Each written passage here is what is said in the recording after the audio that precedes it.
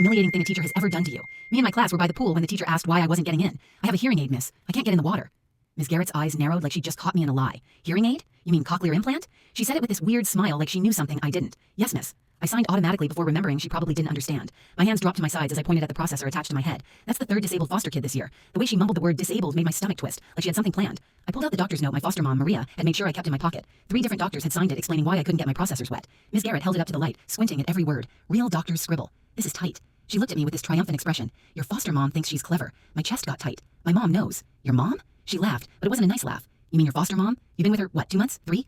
My face burned hot. You know what's funny? Ms. Garrett continued, waving my note around. Last year, I caught the Johnson family faking their kid's autism. Saved the district $50,000. Won Teacher of the Year for it. She tapped her chest where I could see a pin on her shirt. I know a fake when I see one. She paused, scanning the pool area where my classmates were frozen in place. Remember what happened to your friends last month? 1 complaint from me, and they were expelled. A few kids stepped back. You know what? Ms. Garrett pulled out her phone. Let's call your mom. Bet she doesn't even answer. Probably dropped you off and forgot you exist. Every muscle screamed at me to bolt for the door, but I couldn't move. The foster system taught me that running meant violence. Running meant getting sent back to the group homes. My heart hammered as she dialed the number on the note. Your foster child is refusing to swim. Is everything okay? Samuel has medical restrictions. Before you pretend to care, Ms. Garrett interrupted, just know that I've caught 7 fake disability notes. 7. We both know you won't fight this. He's not worth losing your foster license over. Don't touch my son's medical equipment. Maria's voice had changed. Calm, but different.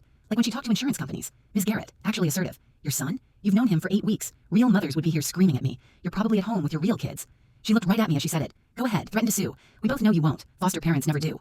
She hung up before Maria could respond. The silence around the pool was suffocating. Everyone was watching now. Some kids looked scared. Some looked embarrassed for me. Josh, our quarterback, shifted closer to me. That's messed up, he said quietly.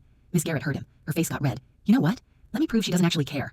She started walking toward me, and something in her eyes made me step back. If this was her real child, would I dare do this? She grabbed my arm. Never. But it's just some foster kid she'll trade in next month.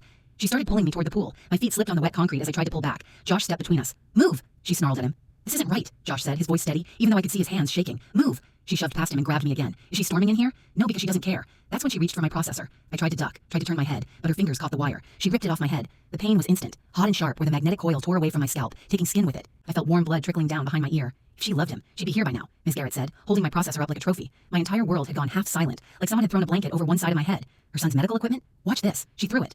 I watched my $8,000 processor arc through the air and splash into the pool. It sank slowly, the lights on it flickering once before going dark. I was crying. Not just from the pain or the blood I could feel running down my neck, but from the words. Each one hit harder than her hands had. Suddenly, there was a boom behind us. The gym door slammed open so hard they bounced off the walls. Maria ran in, and I'd never seen her move that fast. Her eyes went from me to the blood to my processor at the bottom of the pool, and her face changed in a way I'd never seen before. Oh, now you show up? Ms. Garrett sneered. Nice performance. But we both know after today, you'll request a different placement. Maria didn't say anything at first. She came straight to me, her hands gentle as she checked my head, her fingers coming away red. She pulled tissues from her pocket, pressing them against the bleeding. I'm sorry, I signed to her. My hands shaky. No, baby, no. She signed back, then stood up, turning to face Ms. Garrett.